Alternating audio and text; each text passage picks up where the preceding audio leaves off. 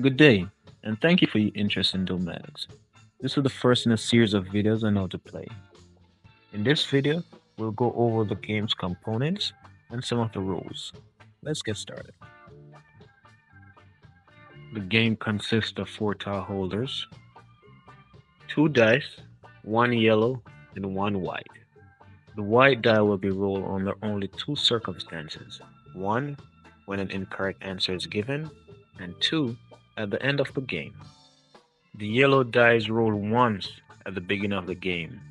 This is the die that determines the target number that players will try to achieve. The game consists of 10 addition tiles, 11 subtraction tiles, 8 multiplication tiles, and 8 division tiles. The game has 3 spinners. 1 is used to start the game. 5 lock tiles used to stop your opponent from playing. 3 unlocked tiles. These can only be played on a locked tile.